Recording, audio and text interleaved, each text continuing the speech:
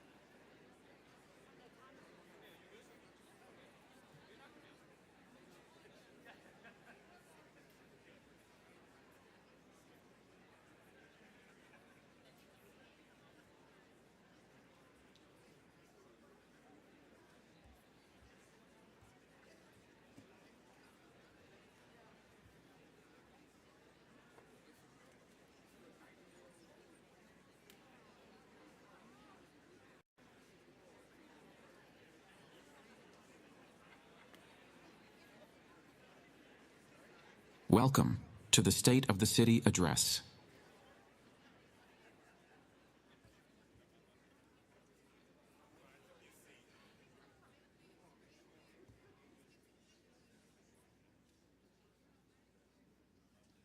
Please welcome Monsignor Kevin Sullivan, Imam Ahmed Ali Uzar, Acharya Deepak Karala, Dr. Munpreet Kaiboparai, Reverend Calvi Grainsvold, Rabbi Benny Krause.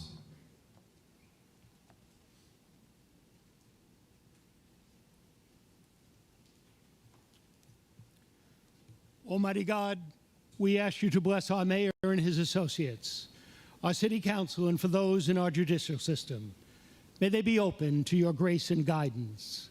Watch over the vibrant communities throughout the 5 boroughs, committed families on Staten Island, new populations in Queens, established homeowners in Brooklyn, creative hip-hop artists in the Bronx, and the young with dreams in Manhattan. For our diverse communities of faith, make us instruments of healing and caring, not divisiveness and arrogance. Bless longtime residents and newcomers with safety and security and respect for their neighbors. And let us not forget our sports teams, vital to the state of New York City. We thank you for last year's successes of the Yankees and Mets. And God, could you do a little better in 2025 and get us both into the World Series?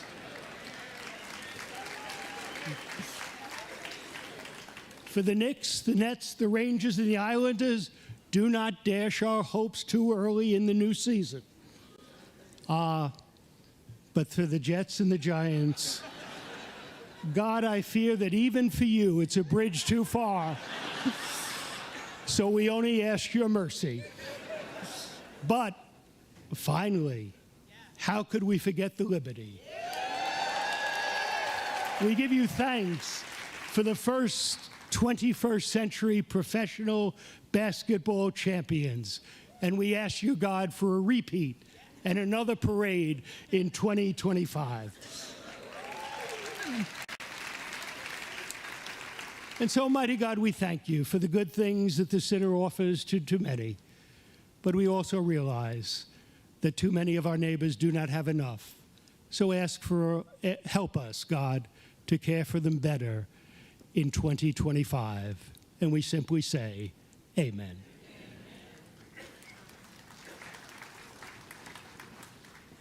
Assalamu alaikum, which means peace be upon you all. Let me begin with a verse from chapter 2, verse 154 of the Holy Quran.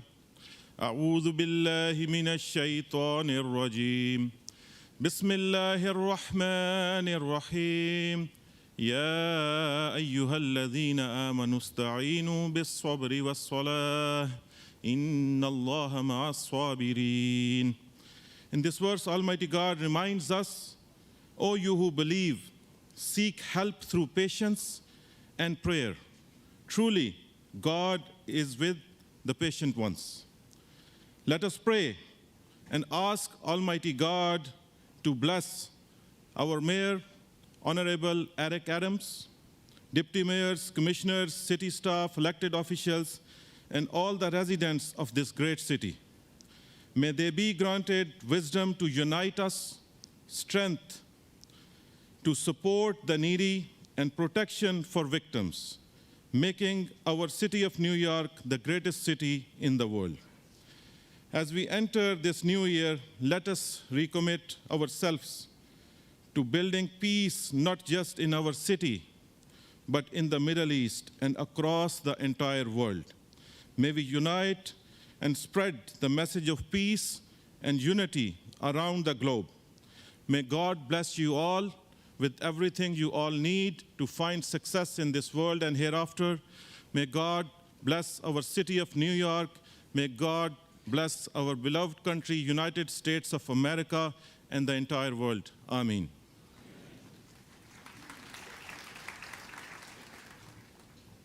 Namaste. O Deo Santirantarikshagung Shantihi Prithivi Shantirapaha Shantirokhadhayaha Shantihi Vanaspatayaha Shantri Vishve Devaha Shantihi Brahma Shantihi Shravagum Shantihi Shantireva Shantihi Shama Shantiredhihi. Om Shantihi Shantihi Shantihi. Shanti means the phrase Om Shantihi is also used as a greeting or farewell. Om Shantihi Shantihi Shantihi is a powerful Vedic mantra with therapeutic vibrations. Thank you. All right, good morning, New York. It's an honor to stand before you today and pray together. So in Sikh tradition, we cover our heads as a sign of humility and respect. So in this particular part of the prayer that I'm about to offer, it's for prosperity and Sarbatta Pala, which is the well-being of all.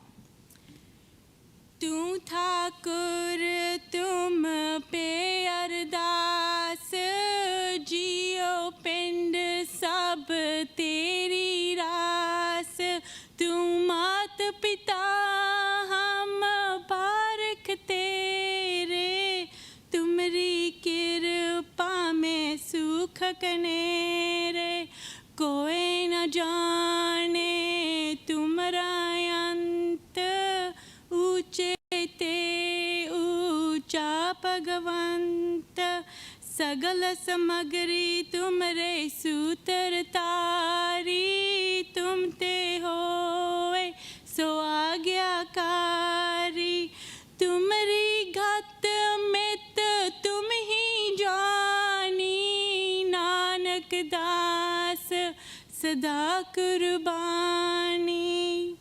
Today, we especially pray for our Mayor Eric Adams, our deputy mayors, our city heads, and civil servants who work tirelessly to unite and uplift the diverse communities of our great city. May Waheguru, the Almighty, bless them with wisdom, strength, and clarity as they lead New York City through its challenges and triumphs. We also offer our prayers for the many individuals that sustain the heartbeat of our city, our police officers, our firefighters, our social workers, teachers, sanitation teams, transit staff, and healthcare professionals who keep our city thriving. May you continue to inspire and uplift the spirit of New York City, celebrated as one of the greatest in the world. Vaheguru Ji Ka Khalsa, Vaheguru Ji Ki Fateh.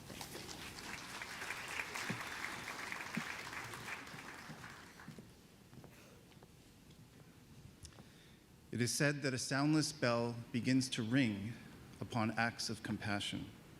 A bird in flight will stop and rest its wings upon hearing the resonance of this bell.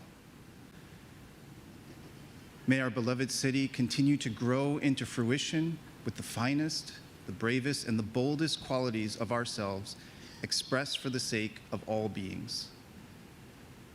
Bless our city's first responders, our mayor, our teachers, and all those for whom compassion is a first response for the sake of our shared futures. With this sacred Shinyo Buddhist mantra, Namu Shinyo, I will ring this bell. Namu Shinyo, Namu Shinyo, Namu Shinyo, Namu Shinyo, Namu Shinyo.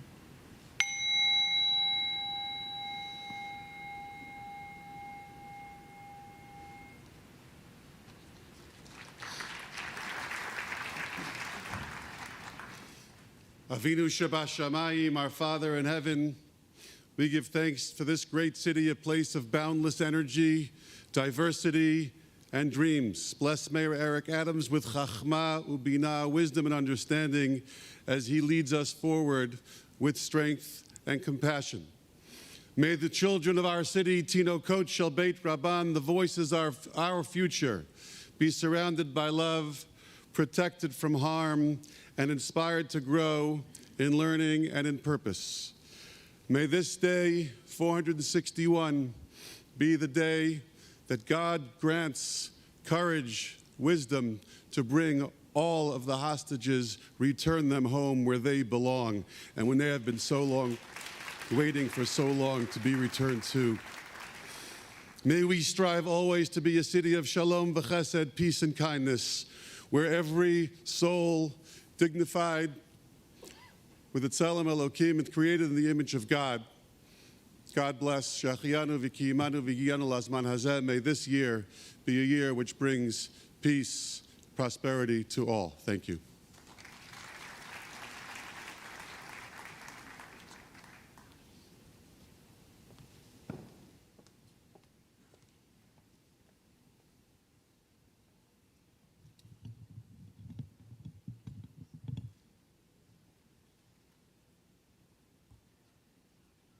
Please rise for the national anthem, performed by NYPD police officer Heather Austin.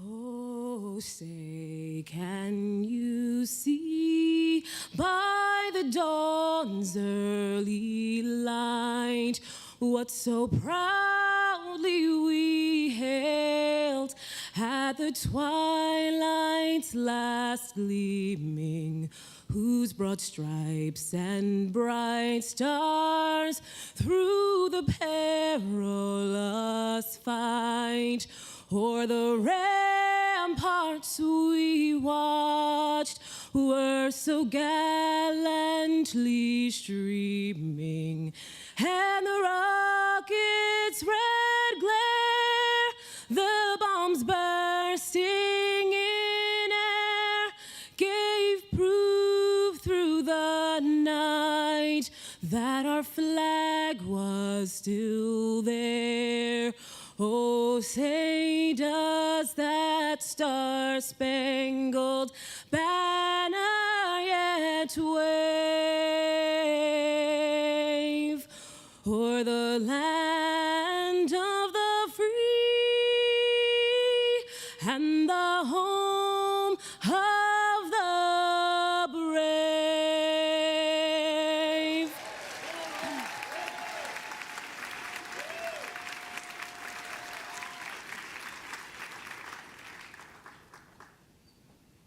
To perform God Bless America, please welcome Victoria Venikova.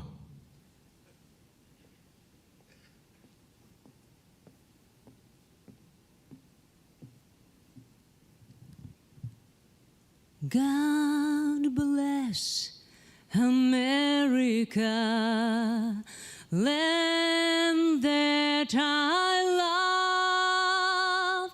Stand beside her and guide her through the night with the light from above, from the mountains to the prairies, to the oceans white with foam. God bless America, my home, sweet home. God bless America, my home, sweet home. My home, sweet home.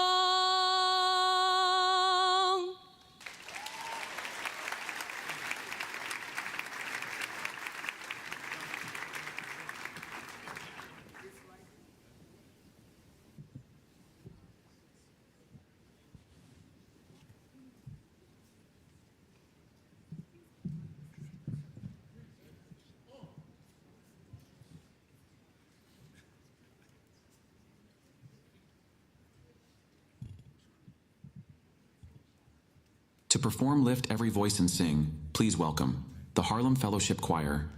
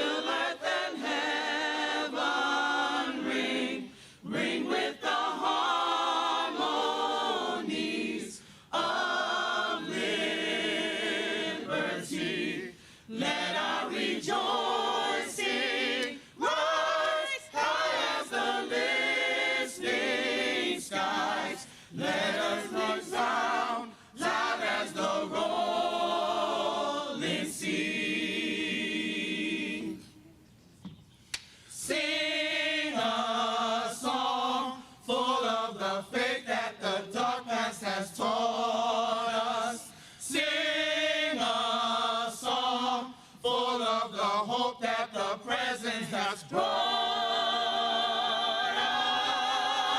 us, facing the rising sun of a new day begun. Let us march on till victory is won. Stony the road we trod, bitter the chastening rod, felt in the days when hope unborn has died, yet with a steady beat, held out our weary feet, come to the place from which our fathers sighed. We have come over the way that with tears has been watered. We have come treading a path through the blood of the slaughtered.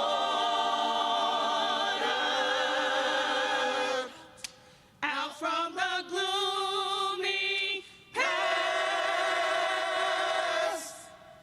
till now we stand at last, where the white gleam of our bright stars is cast. God of our weary years, God of our silent tears, thou who has brought us thus far on the way, thou who has by thy might led us into the light, keep us forever in the path we pray. Lest our feet stray from the places, our God, where we met thee.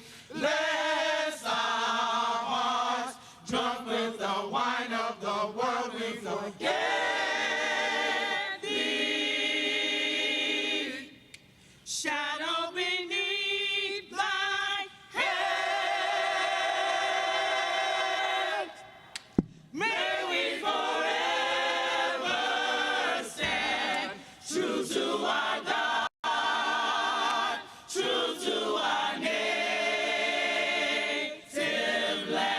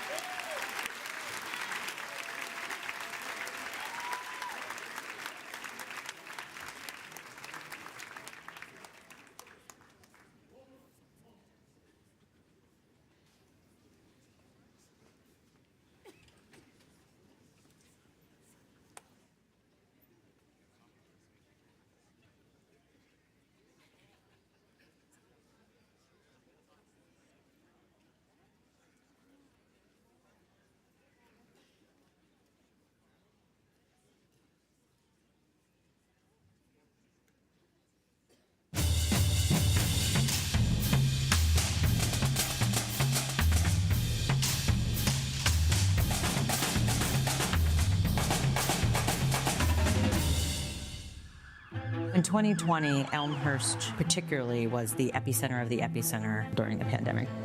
We saved so many lives by running into the fire during the most unprecedented event in probably world history. Today, we are so much better equipped for it. We have stockpiled emergency equipment. We know how to scale up. We know how to move patients between hospitals.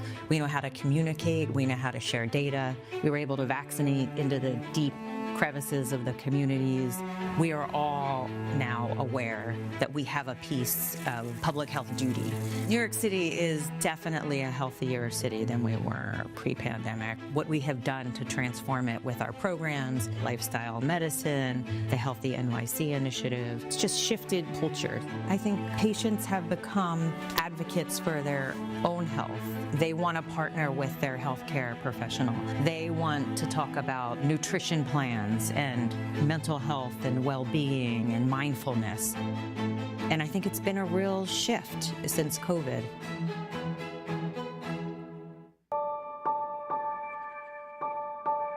People may look at me, they don't know me. They see me and they're just like, yo, you're a sellout. I'm like, how am I a sellout? I'm here to help people. I'm here to bring solutions to problems. I'm a police officer. I'm also an NCO, neighborhood coordination officer in Bed-Stuy at the 7-9 precinct. I grew up in Brooklyn and East New York, so kind of the same type of neighborhood I'm policing in. That plays a role in everything because I understand the negative perception of being a police officer within my community. That's another reason why I became a police officer, to try to change that notion. I'm more one-on-one with the community. I'm always speaking to school representatives, stores, shelters, just basically identifying problems and figuring out solutions for those individuals. Violent crimes has been down tremendously this year, and for the past 2 years, crime has been going on a downward trend in the 7-9 in Bed-Stuy, and that's due to all our hard work. We're here all the time, 24 hours a day. We're outside, we're being visible. I do feel supported by this administration. They give us a lot of tools and resources to help us combat crime and build community relations. The best part of the job is just knowing that you actually helped someone. That's probably the best part of the day.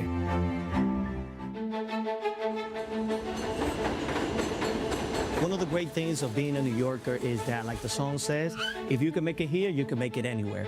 One of my goals when I was small was being an entrepreneur. Now I'm owning my own business in the most important city of the world. Here at VOB Imprint, we do embroidery, screen printing, and also promotional items. We started our business back in 2016 in our own apartment. Right off the pandemic, we were approved for the opportunity funds. The small business opportunity funds really expanded my business. I was able to buy the materials to do production for 3 jobs. Now we're here, double the size of the apartment that we used to be. It's truly a blessing. Thank you, Lord. Born and raised in Dominican Republic, my mother took us to New York City. My dream is to leave a legacy. And here in New York, sky is not the limit. There's no limit.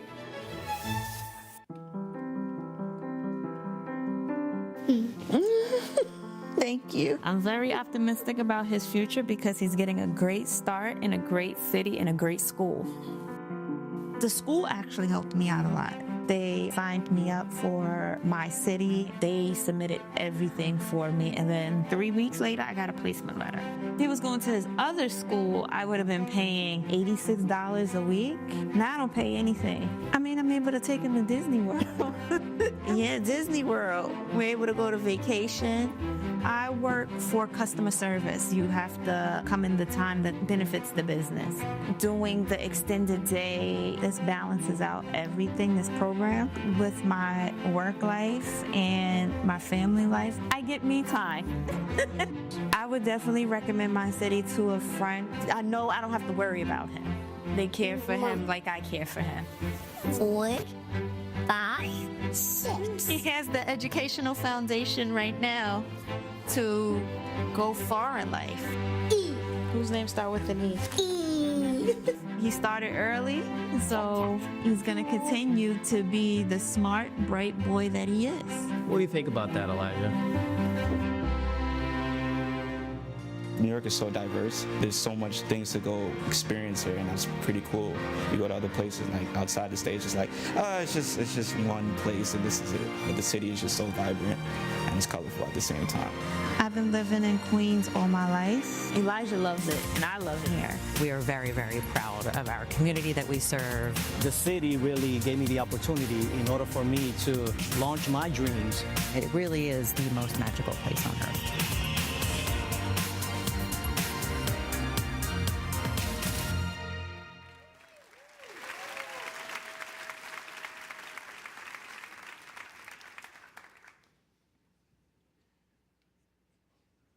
Please welcome the Grand Street Campus Drumline and Dance Squad.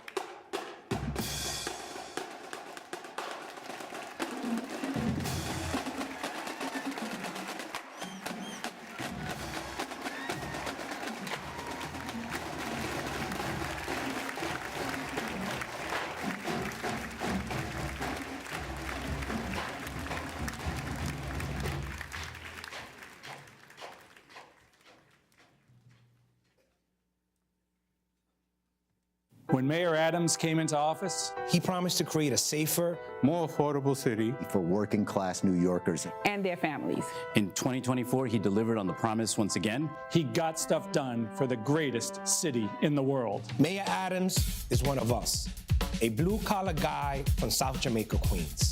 That's why he is invested in the working class families who power our city and is helping put billions of dollars back into New Yorkers' pockets. He cut the cost of childcare for families to have a safe, affordable place to send their children. Expanded the Earned Income Tax Credit to help families pay for bills, rent, and groceries. And he's proposed a bold plan to axe the tax for the working class, to eliminate and cut city income taxes for hundreds of thousands of working New Yorkers.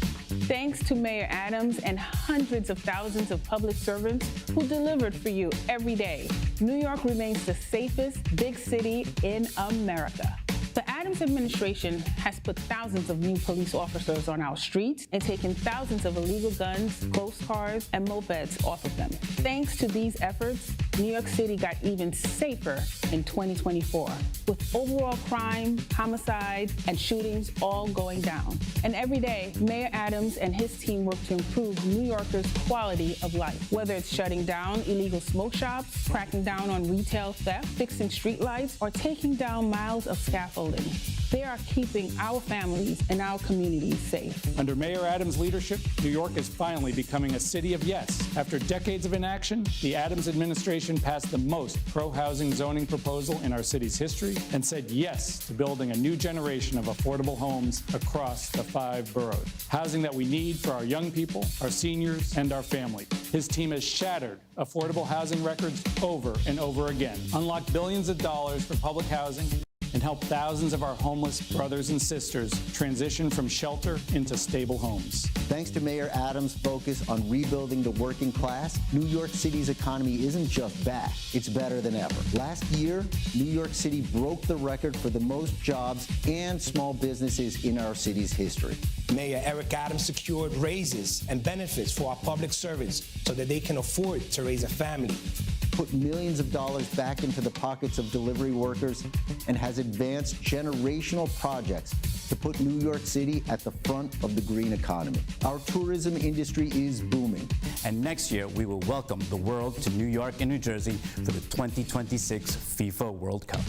Our streets are cleaner and greener, with historic initiatives to get every trash bag off our sidewalks and into container bins. We're building new public spaces and winning billions of dollars from the federal government to protect New York from climate change. We're not just making our city more livable now, we're protecting it for the future too. New York is the greatest city in the world, and it needs to be a great place to raise a family too. One of the greatest things about the city is our public school system, and the Adams administration has put our students' needs front and center. Our kids are getting a first-rate education thanks to Mayor Adams' New York City Reads and New York City Solves initiatives. And we're giving them apprenticeships and summer jobs today to set them up for good-paying careers tomorrow. From keeping families safe to putting money back into New Yorkers' pockets, Mayor Adams never stopped working for you. He is fighting to ensure you can continue to raise your family right here in the greatest city in the world. So join me. Join me. Join me. Join me. Please join me in welcoming a great partner of mine in government, the 110th mayor of the city of New York, Eric Adams.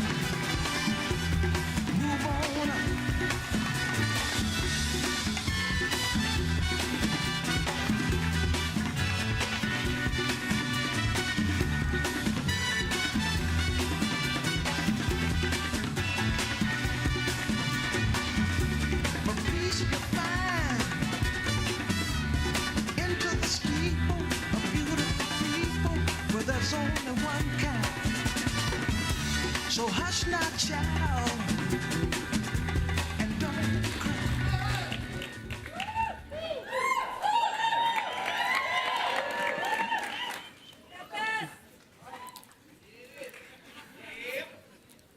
feels great to be here. And we're just an amazing team of New Yorkers.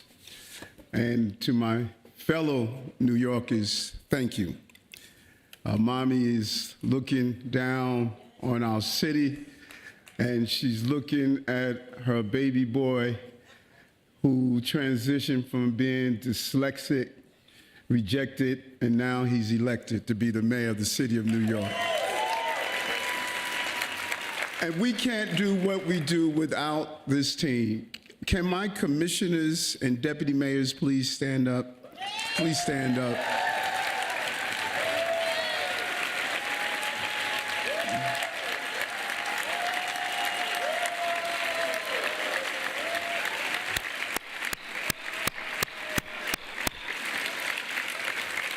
Thank you so much. The hardest job in politics is working for Eric Adams. And when the going gets tough, the tough gets going. This morning, Assemblywoman Jennifer Rajkumar sent me a message of good luck, but she also sent this quote, and I'm paraphrasing Dr. King. The ultimate measure of a man or woman is not where they stand in moments of comfort and convenience, but where they stand at times of challenges and controversy. And we saw the measure of these men and women who are my deputy mayors, my chief of staff, my chief advisors, my director of intergovernmental affairs. We saw who you were made of. When things got difficult and others would have fled and would have run from the challenges, you leaned into it. You stood tall. You sent messages to me and say the city needs too much, and we're going to stay dedicated and committed. I cannot thank you enough. I appreciate each and every one of you. The successes we have, they're not mine. They're yours. We did it, and we're going to continue to do it. I start my day with Psalms 27, and all of you, I will encourage you to do the same. But today I want to say, welcome to the heart of Harlem.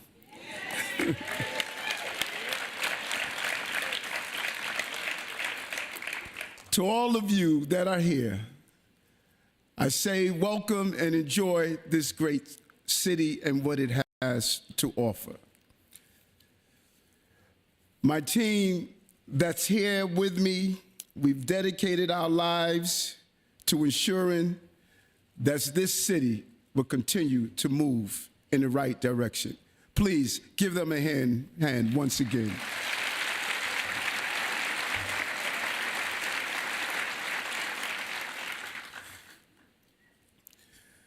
If we could have stood on these streets exactly 1 century ago, we would see a community of New Yorkers building their lives all around us. Black Americans from deep in the South who loaded their lives into suitcases and rolled the railways north. They came from different parts of the country for freedom and for their families, for their children, for their future. New York City was the promised land. It did not promise that an easy life, but it promised them a better one. In time, Harlem came into its own, a place where the Black community grew strong, Black businesses opened, and Black culture took center stage. Families went to Abyssinian Theater on 125th Street to hear the blues, the jazz, and more, the Apollo. They heard great music and legends like Duke, Billy, and Smokey perform. and witnessed stars being born on the world-famous amateur night. But here at the Apollo, it was not just about the performance. It was about the audience who held their fate. Couples on first date, grandmothers dressed up in their finest, and families out for a night on the town. At the Apollo, you don't just watch the show. Like New York City itself, you are part of it. There's no Apollo Theater without the Apollo audience. Am I right? We're joined in that audience today by so many leaders who are working hard for our families and our city. I also want to acknowledge my colleagues in government who work hard every day in Washington, D.C., in Albany to get stuff done for New Yorkers. My great partner, Governor Kathy Hochul, New York Attorney General Letitia James, State Controller Tom DiNapoli, U.S. Senate Minority Leader Chuck Schumer, and U.S. Senator Kirsten Gillibrand, U.S. House Minority Leader Hakeem Jeffries, Congressman Jerry Nadler, and the entire New York City congressional delegation. And in Albany, State Senate Majority Leader Andrea Stewart-Cousins, State Assembly Speaker Carl Hastie, and I want to thank all of our partners who serve in Congress, the State Senate, State Assembly, and City Council, including so many who were able to join us today. Also want to give a special thank you to all the members of the Harlem delegation for welcoming us all to Harlem today.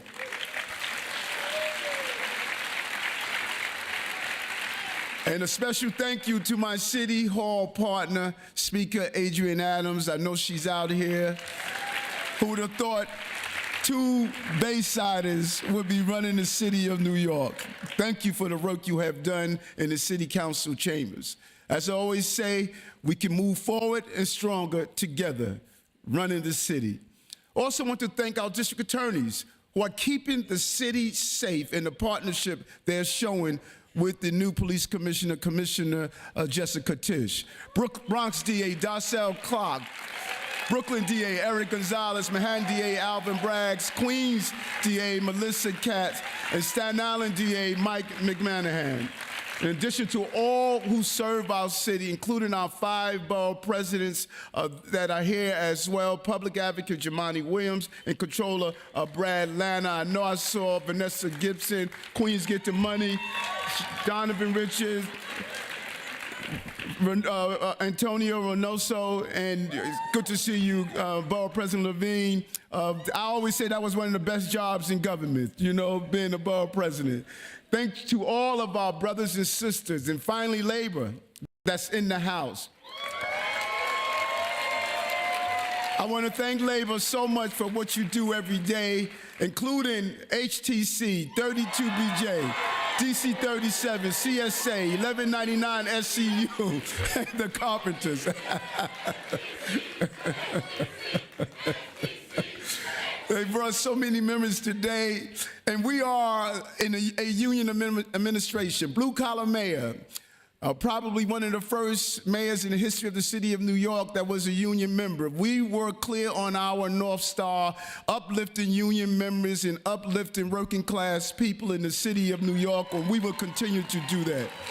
So to all elected officials, labor leaders, public servants, we owe a debt to the leaders who came before us. And today, we mourn and honor one of those leaders, President Jimmy Carter. A true public servant, a leader and humanitarian full of hope and compassion for his fellow man.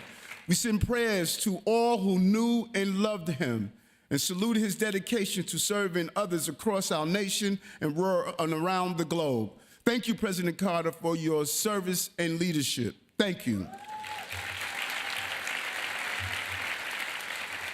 It's hard to believe, but it was 3 years ago I took the oath of office at a time when our city was facing serious setbacks and tough challenges. COVID and chaos had thrown New York into uncertainty and pushed too many families away from this great city.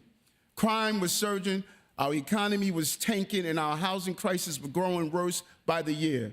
I told you then, that there was no easy solution to these challenges. But with steady hands and bold leadership, we wouldn't just bring New York City back. We will make it better than ever. We started with public safety, the cornerstone of our city's success. To keep New Yorkers safe, we put thousands of new officers onto our streets and took nearly 20,000 illegal guns off our streets. We supported law enforcement with new training and benefits and unveiled a $485 million action plan to prevent gun violence. These efforts have paid off. Over the past 3 years, we have driven murders and shootings down by double digits, padlocked more than 1,300 illegal smoke shops, good job, Sheriff Miranda, and seized over 80,000 ghost cars and illegal vehicles like mopeds and ATVs. But we have not just driven down crime, we drove jobs up. When I think about our administration, the word that comes to mind is record. Record after record, record jobs, record small businesses, record investments in minority and women-owned businesses. We opened the country's largest outdoor dining program, tore down hundreds of scaffolding sheds, and launched the trash revolution to move every single trash bag off our streets into containers. Great job when you were the commissioner, Commissioner Tisch. We brought home $2.3 billion in federal money to transform our infrastructure and created a record amount of public space for pedestrians across the 5 boroughs. Deputy Mayor Josie, well done, you and your team. We put over $30 billion back in the pockets of New Yorkers, delivered hundreds of millions of dollars in tax reliefs, and unveiled Axe the Tax for the working class to tear up city income taxes for the working class families who need it the most. For the first time in city history, we extended a $3K offer to every single family who applied on time and enrolled a record 150,000 young people in our early childhood education system last year alone. We transformed the way our students learn to read and do math, connecting 15,000 New Yorkers to apprenticeships and opening the most new school seats in over 2 decades. We shattered affordable housing records for the 2nd year in a row, unlocked billions of dollars for public housing, and after decades of inaction, passed the most pro-housing zoning proposal in city history. Thanks to our administration and our partners in the City Council, Deputy Mayor Maria Torres Springer, Dan Garodnick, real teamwork to get this done. New York City is finally becoming a city of yes, a city of yes.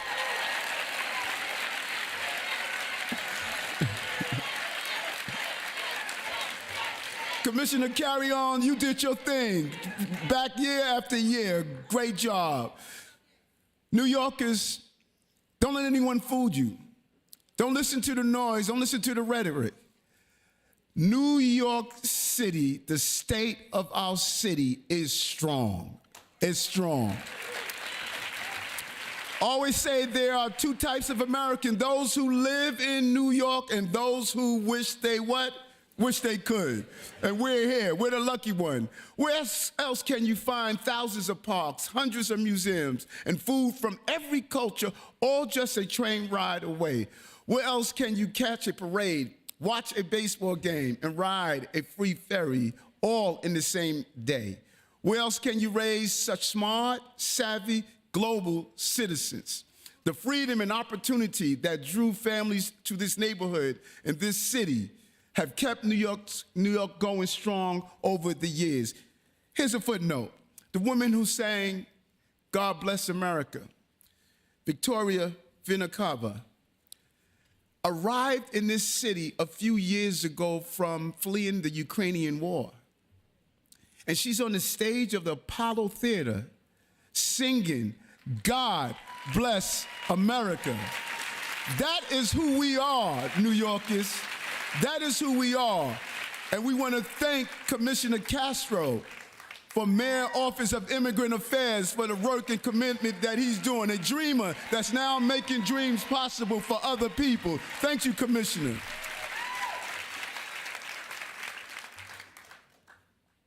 But there's no denying that New Yorkers are anxious about the future.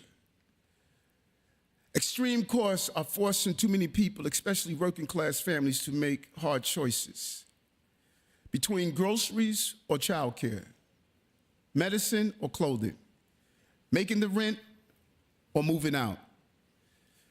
I know because I was there with her. She worked several jobs just to raise 6 kids by herself. Too often we had to eat 1 meal a day because we could not afford 3. But even though the odds were stacked against us, Dr. May Adams never stopped fighting to provide her family with a better life. That is why I will never stop fighting to do the same for you and your families. But despite all we have accomplished, I won't stand here and try to tell you our work is complete. No, now is the time for renewed dedication and continued education. Because no matter what challenges we face, I promise you this, no one will fight harder for your family than I will and this administration that is sitting up front.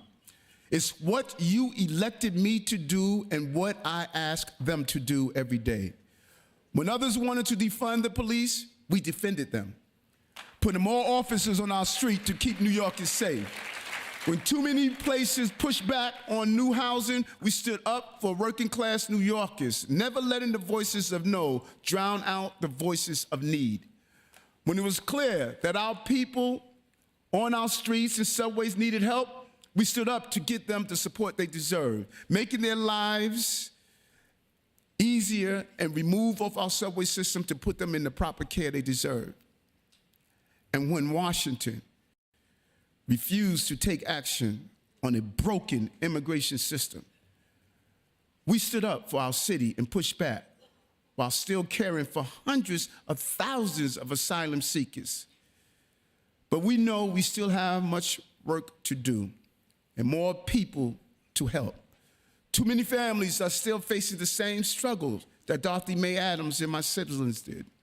So today, I want to talk about how we can make New York City the best place to raise a family, the safest place to raise a family, the most affordable place to raise a family, the most welcoming place to raise a family. Our city must go further to get to the health care and housing you need, the parks and playgrounds you deserve, the education that sets your child up for success, and the chance to make the best possible life for yourself and your family.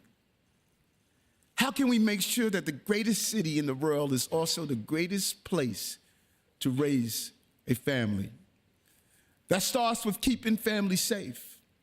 I patrolled New York City as a police officer in the 80s and in the 90s and saw firsthand what crime and chaos can do to a city. When we came into office, we made it clear that we would not slide back into those decades, and we would not tolerate an atmosphere where anything goes on our streets. From putting more officers on the beat to tackling the quality of life issues that families care about, we have stayed true to that mission and driven down crime. The good news is that these strategies are working. Last year saw the lowest amount of gun violence in the history of Brooklyn, with a real partner in the Brooklyn DA's office with Eric Gonzalez. Thank you so much for what you have done. While overall crime plummeted by 15% in December across the entire city. But we all know safety is about more than just crime stats. It's about being comfortable riding the subway, knowing you can send your kid to play in the park, and feeling safe walking home at night. People need to be safe, but they also need to feel safe. And in the last few weeks, we have seen random acts of violence that have shaken many New Yorkers. That's why I'm tasking the police commissioner of the city of New York to work across our city agencies to double down on our commitment to keep riders safe and help ensure more New Yorkers feel comfortable riding our subway. We're starting by adding hundreds of new police officers into our subway system later this month and getting our officers out on patrol to tackle crime wherever it occurs. But it also means continue to make the smart, upstream investments that prevent crime in the first place. That includes mediators who resolve conflicts on the street before they escalate into violence, and programs that give young people a place to play sports and build trust with law enforcement. This spring, we will bring on that work and cut the ribbon on the new Brigadier General Charles Young Field, or as Deputy Mayor Chauncey Parker likes to call it, the Harlem Field of Dreams. What was once a dilapidated field will reopen as a vibrant place for young people to play baseball, football, soccer, and lacrosse. It will host programming by Saturday Night Lights, the Harlem's Children's Zone, Youth on the Move, and more, and help tell the story of Brigadier General Young. Born in slavery in 1864, Charles Young rose up to become the first black colonel in the U.S. Army. 100 years later, Young was finally promoted to a brigadier general, and with this $9 million investment in Harlem, we will honor his legacy and give hundreds of families a safe place to send their children to play. All across New York City, we've brought a new approach to public safety by investing in our young people. We know that if we do not educate, we will incarcerate. The choice is ours to make. That is why we connected thousands of at-risk youth with counseling and mentorship and helped set them on the path to college and career. This year, we began a $163 million expansion of 5 of our most successful programs that engage young people who need extra help. Programs like Fair Futures and College Choice. The investment will help us reach 8,000 young New Yorkers and help build a safer, more equitable city for all. Our entire administration, from our police officers to our youth officers, from our firefighters to our healthcare workers, will never stop fighting to keep New Yorkers safe. Building a better city also means addressing the housing crisis that affects our entire nation and has led to far too many people living on our streets. I've seen both sides of this issue, from living on the verge of homelessness as a child to patrolling our subways as a transit officer. When we came into office, we said the days of letting people languish on our streets and subways were over. It was not safe, it was not humane, and it was not going to continue under our watch. Thanks to the dedication and drive of Deputy Mayor Williams Isom and her entire team, we doubled the number of outreach staff working with unhoused New Yorkers and created new teams that brought together law enforcement and nurses. We helped more than 8,000 New Yorkers. 8,000 New Yorkers. Think about that for a moment. 8,000 New Yorkers we helped move off our subway system into shelters and committed to helping those who could not care for themselves. These efforts were not always popular, but they were the right thing to do. 3 years later, they're working. Just ask Antonio Durham. Antonio first entered our shelter system when he was just 14 years old. Unfortunately, it was not a good fit for him, and he slept into bad environments to sleep, and he slipped into chronic homelessness and drug use, sleeping in subway stations in the Bronx for several years. After connecting with our outreach team in December of 2022, Antonio agreed to try a safe haven bed, one that offered him his own room, personalized support, and more flexibility than a traditional shelter. And you know what? It worked. 6 months later, Antonio moved into a supportive housing apartment in the Bronx. We will not walk away from Antonio, New Yorkers.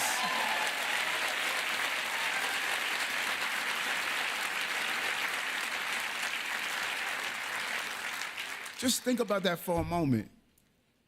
14-year-old moving into a shelter system, feeling as though he has to go to the streets and live on our subway. If we didn't catch him, what would have happened to him? This is why we want to close Rikers, yes, but we have to close the damn pipeline that feeds Rikers. That's what this is about. And we're not going to give up on keeping our subway safe. Instead, we're going to double down. This year, we'll begin an ambitious $650 million investment. That's right, $650 million to tackle street homelessness in New York City and answer 3 crucial questions. How can we help people on our subways? How can we help people with serious mental illness? And how can we keep families out of shelters? When it comes to our subways, we know what works: safe haven beds. Safe haven beds, like the kind that supported Antonio, are one of the most effective tools we have for helping people on our subways and streets. So we're going to add 900 new safe haven beds and get more New Yorkers the help they deserve. Second, we must do more to help people struggling with serious mental illness. We can't just walk past them and act like they can take care of themselves when they can't. We know that too many New Yorkers cycle between the hospital and homelessness. So we're going to build a new housing facility just for unsheltered New Yorkers with serious mental illness, to give them the help and care and specialized support that they need. And finally, can we keep families out of shelter in the first place? Having a child should be the greatest day of your life. It was for me. You should not have to worry about where you and your baby will sleep after leaving the hospital.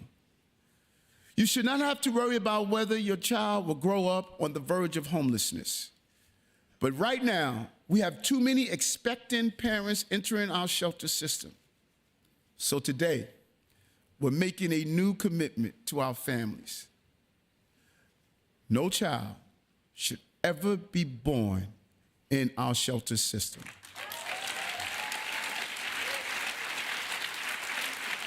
This year, we'll launch a new program to connect soon-to-be parents applying for shelter with services that help people find permanent housing before their child is born.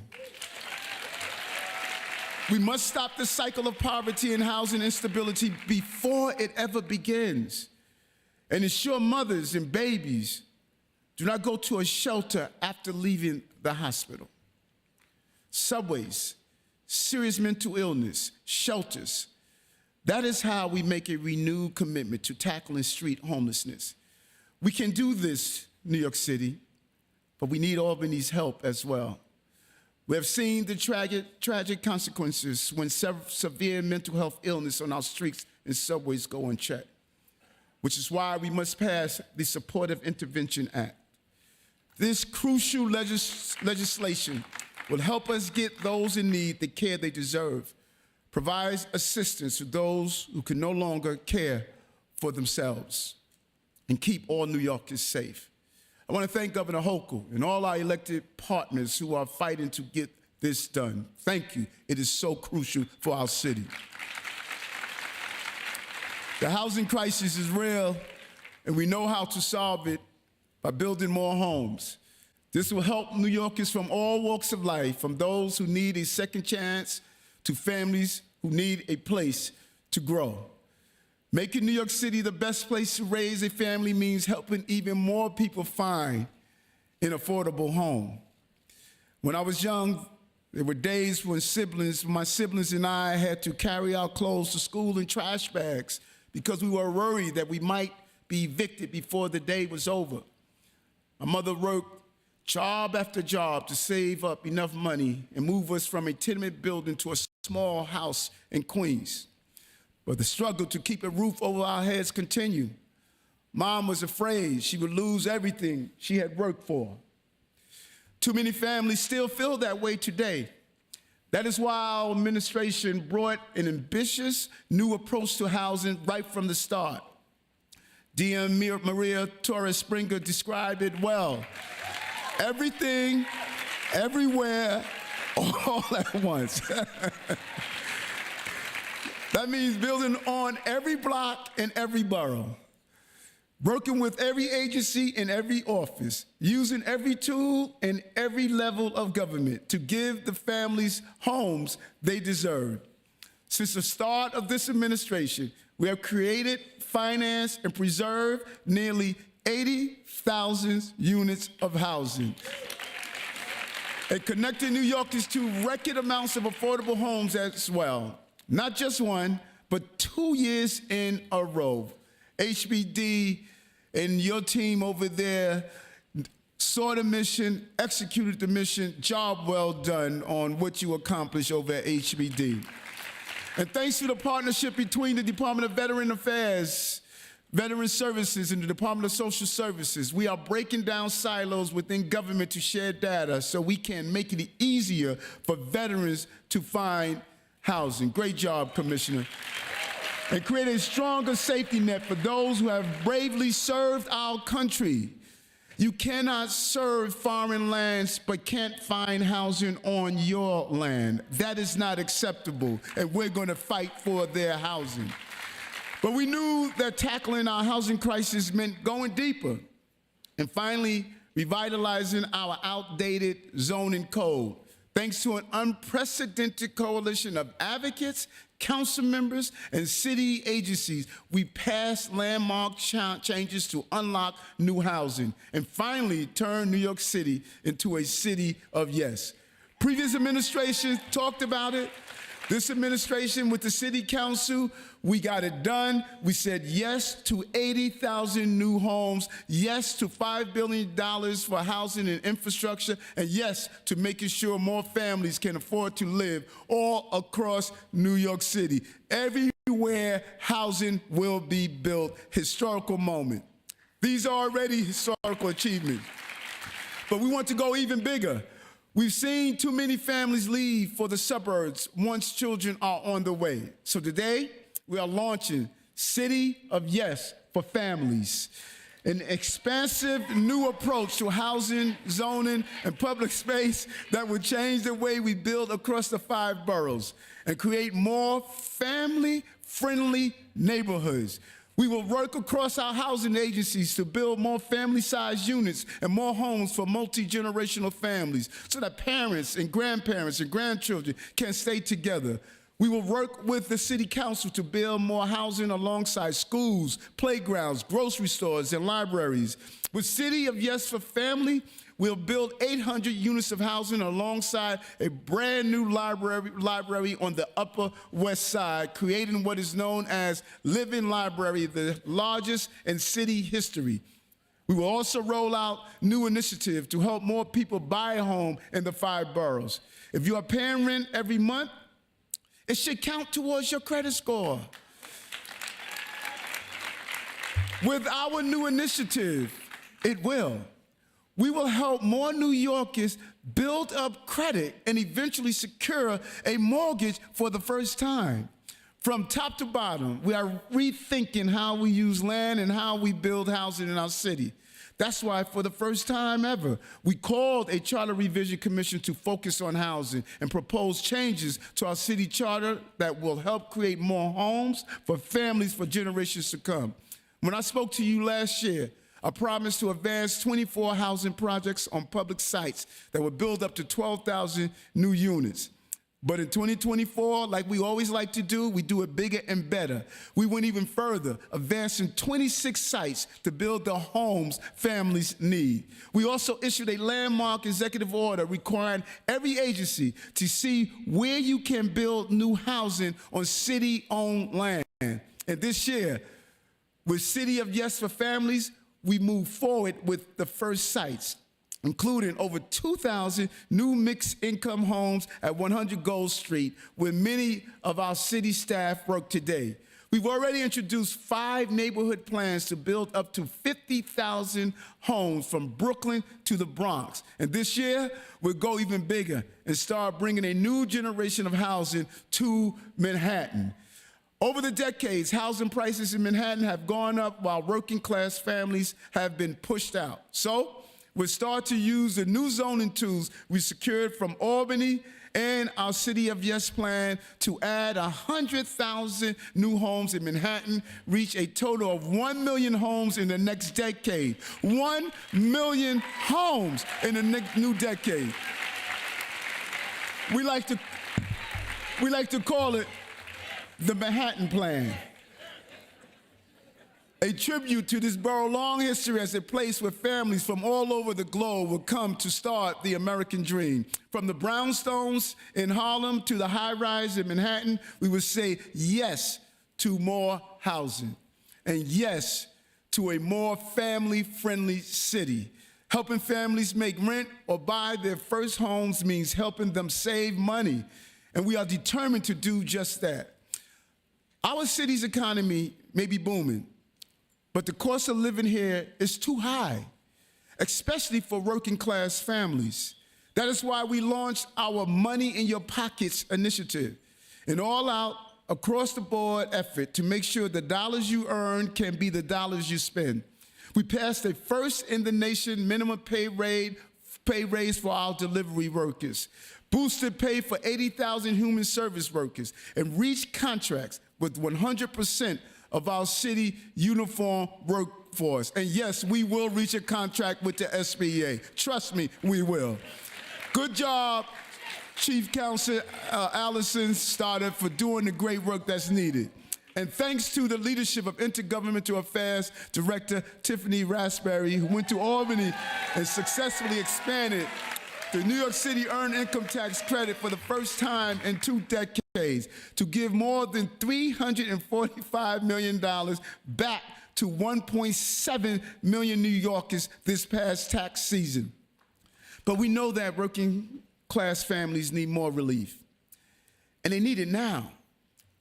That is why we put forward an ambitious proposal to eliminate income taxes for working class families making 150% of the federal poverty line or less.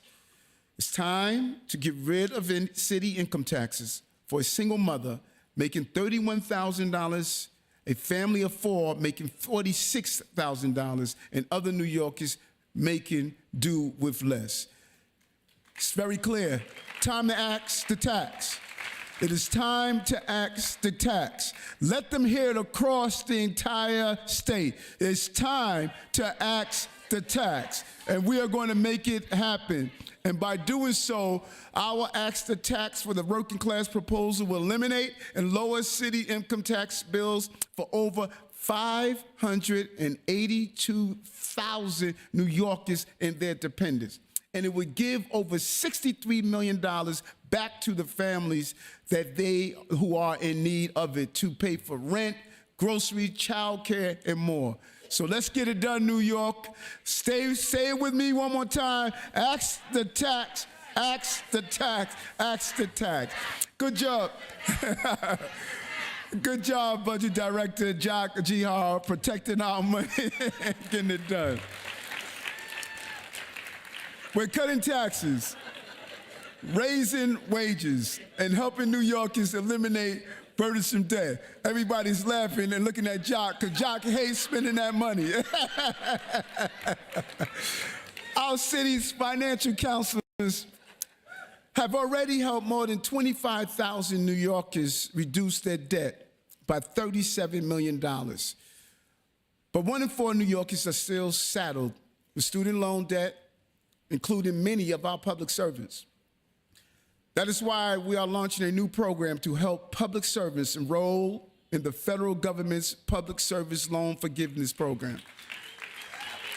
We will help wipe out nearly $360 million in student loan debt for 100,000 city employees and family members who qualify. These employees, they give their time and their career to their fellow New Yorkers. And now we're going to give some money back to them. From our financial counselors to our free tax prep specialists, New York City's public servants fight every day to make life more affordable for working class families. Through our Money in Your Pocket initiative, we have saved New Yorkers billions of dollars in free summer program, free transportation, and free internet. In the 21st century, the internet is essential for finding a job, filling a prescription, and applying for childcare. But when we came into office, the digital divide was leaving too many New Yorkers behind. We launched Big Apple Connect to bring internet and cable to 150,000 houses across 220 NYCHA facilities, and help New Yorkers like Karen Davis, the secretary of Marlboro Housing Tenant Associates. Karen is a proud member of the South Brooklyn Royals Drumline and Dance Team and a Big Apple Connect user. The money Karen saves on high-speed internet goes towards rent, supplies, and food. She uses the internet to promote her small business, making centerpieces for weddings and baby showers, and share photos of her grandchildren and great-grandchildren. Karen, we are proud to help you save money and stay connected and keep dancing over and over. And I don't know if Karen is here with us, you know. Listen. I need you to convince Jordan I need some grandchildren, okay? Big Apple Connect has been a resounding success. But we want to go further, and hats off to Matt Frazier, our CTO, for having this vision and making it happen. Good job, Matt. This summer, in partnership with the New York Public Library, we will launch Neighborhood Internet, a new program to bring free internet to 2,000 Section 8 and other low-income homes in the upper part of the Upper Manhattan and parts of the Bronx, all of the Bronx, and save hundreds of dollars for families. New York City is already a great place to raise a family, but as every parent knows, it's not always easy. Working families sacrifice every day for their children. And our city must be there to help them meet their needs, especially when it comes to childcare. That is why we extended thousands of new offers for early childhood education and lowered the cost of subsidized childcare. What once cost working class families $55 a week when we came into office, now just costs them less than $5 today. These are big savings for hardworking families. We have also worked with the City Council to unveil a $100 million investment in our early childhood education system. Cannot thank them enough for this important investment.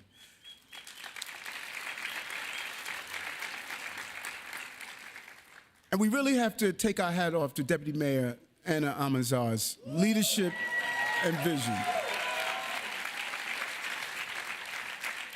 More kids have a safe place to spend the day, and fewer parents have to choose between using an iPad as a babysitter or earning a living.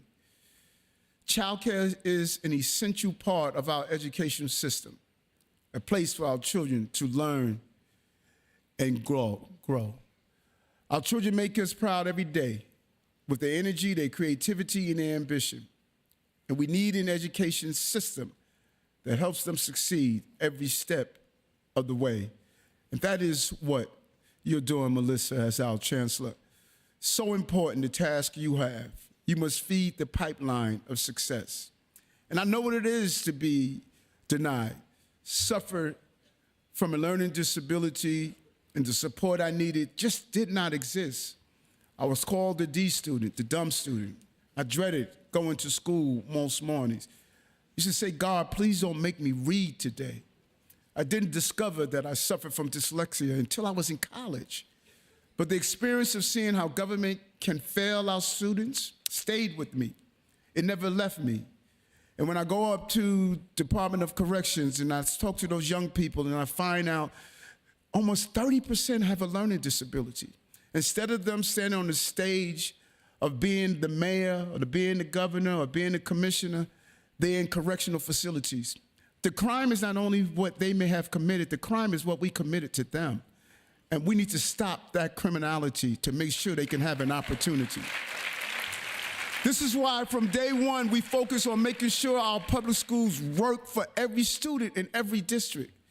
We launched new programs like New York City Solves and New York City Reads to bring science-backed curriculum into our classrooms, and created the Division of Inclusive and Accessible Learning to support our multilingual students with disabilities and other young people who have too often been left behind. The Department of Education's Future Ready NYC program has given thousands of students work experience in everything from building trades to finance, putting more young people on the path to good paying careers. Today, we're proud to announce that we're adding the Memorial Sloan Kettering Hospital to the Future Ready NYC network, offering hundreds of high school students work experience in healthcare. Preparing our students for success is about more than just the ABCs, it's about the 1, 2, 3s. Terms like interest, credit, and debt will determine our students' success in the 21st century. But too many young people still don't know what they mean. They are wearing their success in their clothing, not in their bank accounts and their investments. We need to teach them better with their money. Today, I'm setting an important new goal. We will make sure that every single New York City student can learn how to save and spend money by 2030. We're going to put a financial educator in every single school district to provide workshops, counseling, and curriculum. We will open up 15 bank branches in our city schools to give students real-world experience, opening accounts, saving, and investment.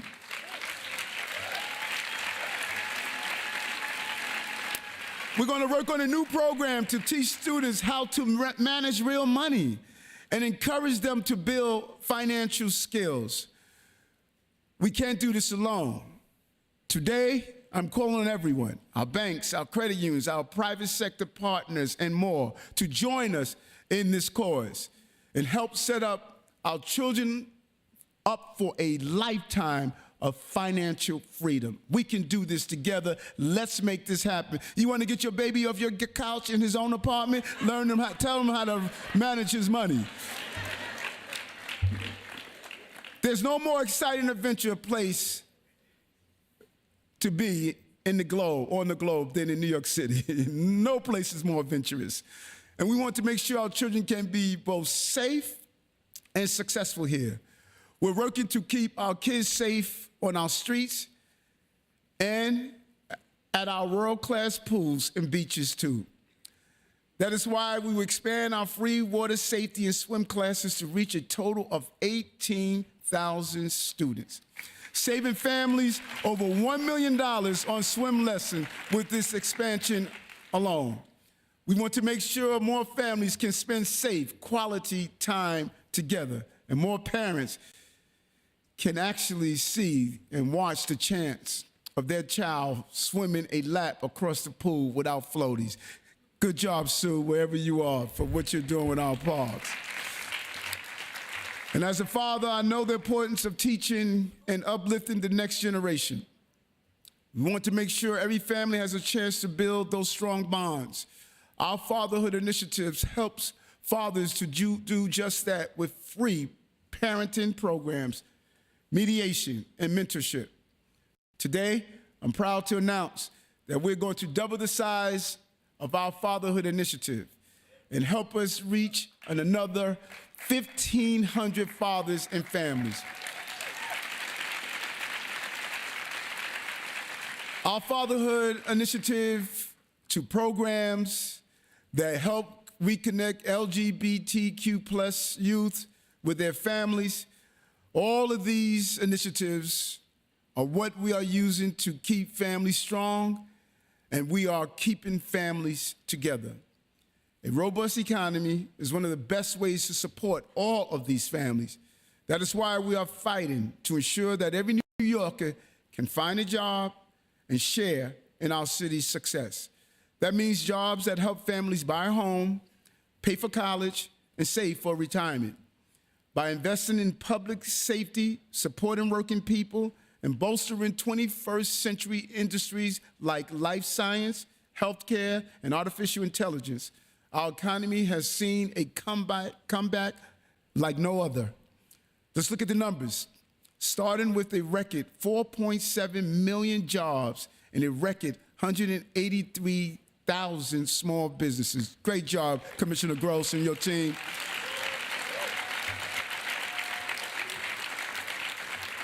We cut Black and Latino unemployment by more than 20% since the start of our administration.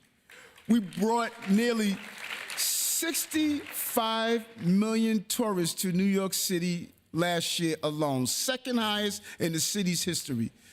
And can't wait to welcome for the first time the FIFA World Cup next year. Councilman Moyer is just having so much fun. And we are helping people find good paying jobs in their community with Jobs NYC. We held hiring halls all across the city, created a new website, and connected nearly 8,500 New Yorkers to jobs and job training last year alone. New Yorkers like Kevin Cordova. After working as a summer camp counselor through our summer youth employment program and graduating college, Kevin visited one of our Jobs NYC hiring halls and accepted a position with a home health firm. Today, he uses the teamwork skills he learned at camp to help patients schedule appointments, get medicine, and stay healthy. Thank you, Kevin, for all you do for your fellow New Yorkers. Job well done, Kevin. Our hiring halls are just one of the ways we are ensuring New Yorkers can find jobs. Last August, we were proud to announce that we also expanded services in our Workforce One centers to help even more New Yorkers with a disability connect with a career. New York City is the best place to raise a family, also means supporting our city's rich cultural community that offers them the best art, music, and theater right in their backyards. Laurie Cumbo loves that, Commissioner Cumbo. From free days at our museum to world-class performances at our theaters, our cultural institutions bring families together and power our economy. To strengthen our cultural sector even further, this year, we will designate 5 more organizations as cultural institution groups to ensure they get the support they need to thrive. When we talk about helping families, we must talk about strengthening our healthcare system too. Keeping families healthy is essential to keeping families in the 5 boroughs. I remember worrying about my mother as she injected herself with insulin and grimace each time, and worrying about myself when I could no longer see the numbers on my alarm clock due to vision loss, and started losing the feelings in my fingers and toes. My doctor diagnosed me with type 2 diabetes, but I was lucky. Healthcare should not be about luck. I was able to reverse my diabetes through healthy eating and lifestyle changes, but too many New Yorkers have not been as fortunate. We know that healthcare costs and chronic disease have put an unsustainable burden on working people, with prescriptions, paperwork, and bills piling up. When we took office, we were clear. We didn't want to keep feeding the healthcare crisis. We wanted to change it. So we launched a landmark campaign to raise New Yorkers' life expectancy to 83 years by 2030.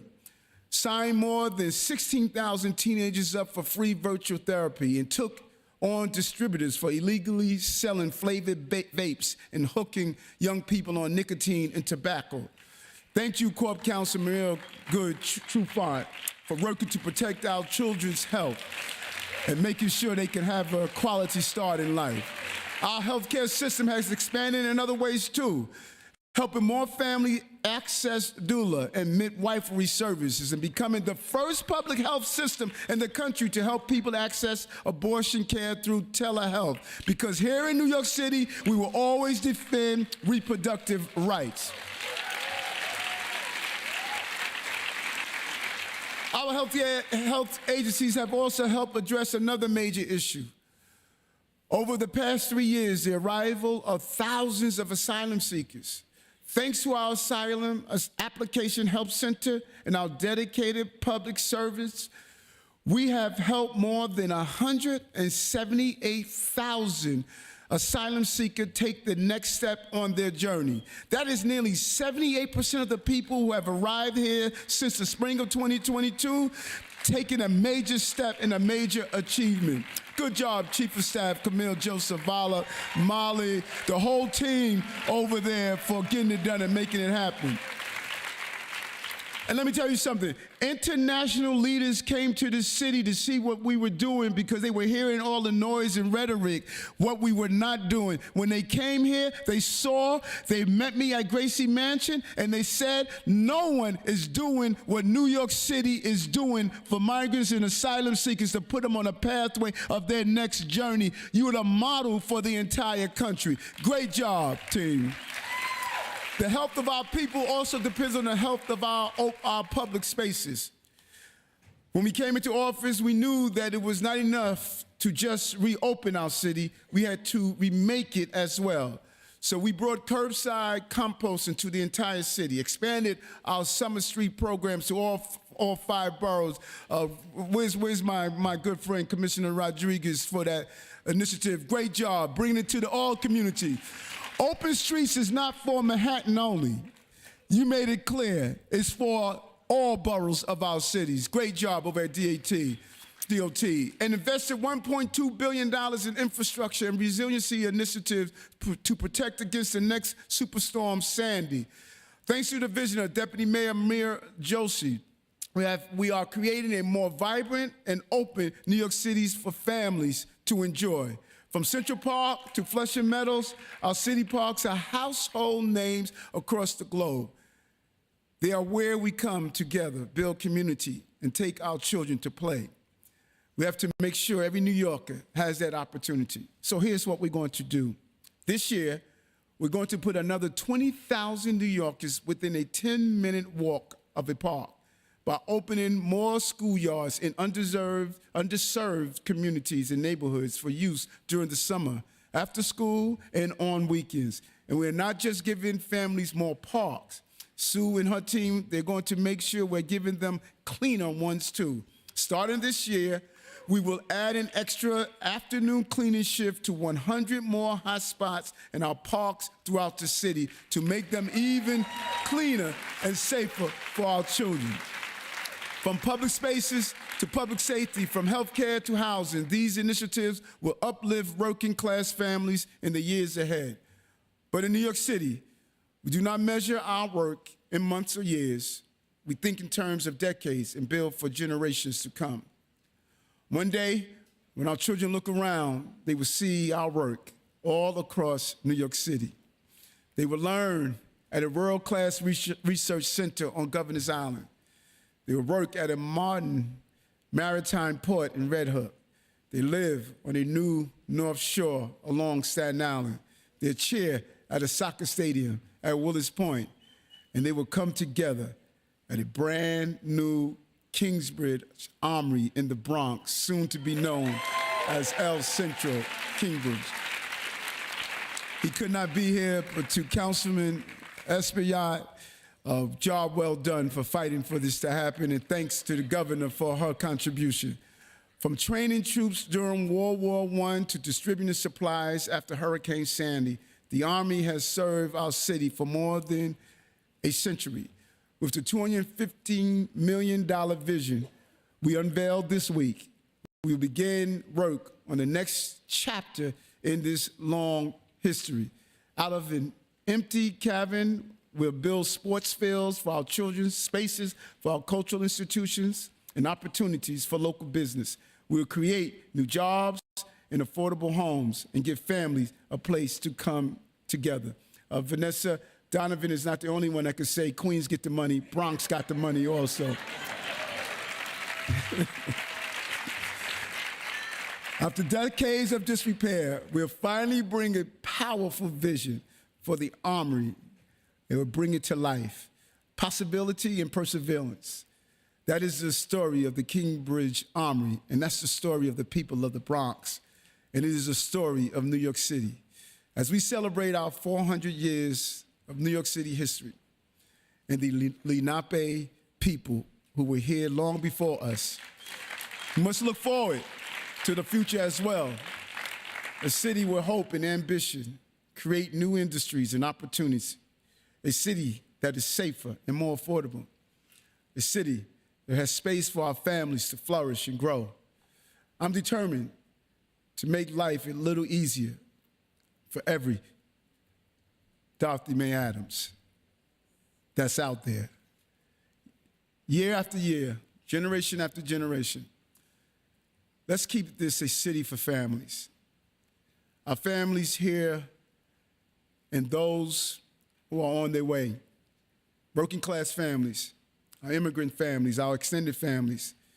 The greatest city in the world must be the best place to raise a family. That's the city we call the city of New York. And to all of you that are here today as you piled into this great Apollo Theater to watch another performance of a great city, I want to thank all of you. Challenging year, difficult year. And many thought we couldn't get through it as we continue with this amazing team to make it happen. There were some who said, step down. I said, no, I must step up. I must step up. That's what life presents you. She stepped up.